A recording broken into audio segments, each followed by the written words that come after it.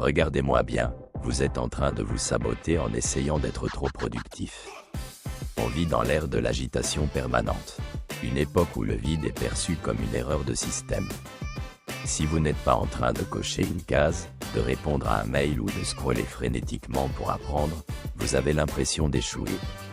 Vous culpabilisez dès que vous vous asseyez sans rien faire, comme si chaque seconde de repos était un vol sur votre futur.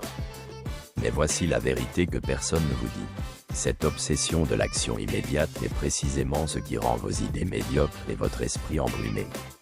Elle tue votre capacité de discernement. Aujourd'hui, je vais vous prouver que la procrastination n'est pas votre ennemi. C'est votre plus grande arme stratégique, à condition de savoir l'utiliser. On va transformer votre perte de temps en une pause stratégique pour bâtir une clarté mentale que 99% des gens n'auront jamais. Bienvenue dans l'art de la procrastination productive. Pourquoi vos meilleures idées surgissent-elles sous la douche, en faisant la vaisselle, ou juste avant de vous endormir? Ce n'est pas de la magie, c'est de la biologie.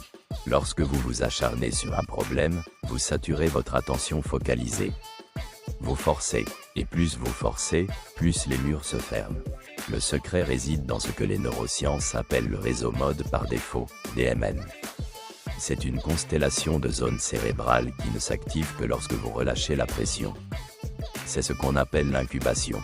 Pendant que vous procrastinez volontairement, votre subconscient, lui, est en train de trier, de classer, et de connecter des concepts que votre esprit conscient est trop occupé pour voir. En retardant intentionnellement une tâche complexe, vous permettez à votre cerveau de faire sa marination cognitive. Vous ne fuyez pas le travail.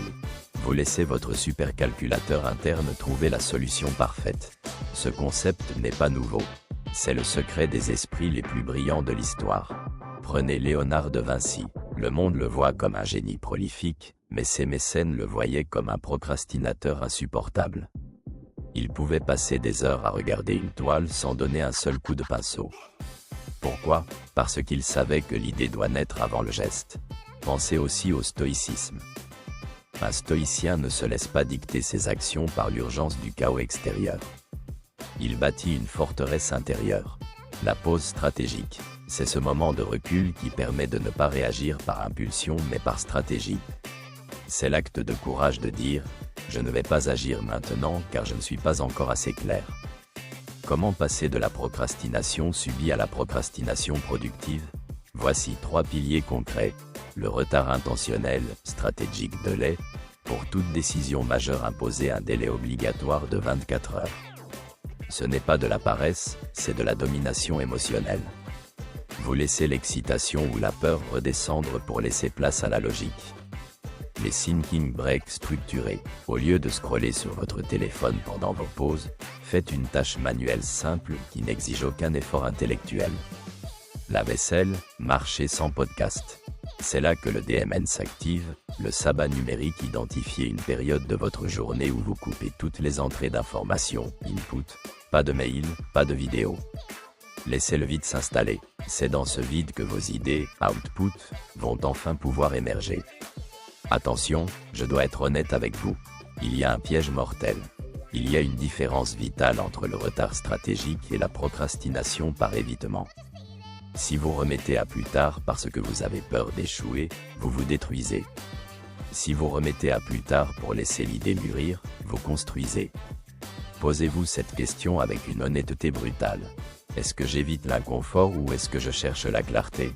Le retard intentionnel a toujours un but et une date d'expiration. Une fois que la clarté est là, l'action doit être massive et sans pitié. Le monde appartient à ceux qui maîtrisent leur temps, pas à ceux qui courent après.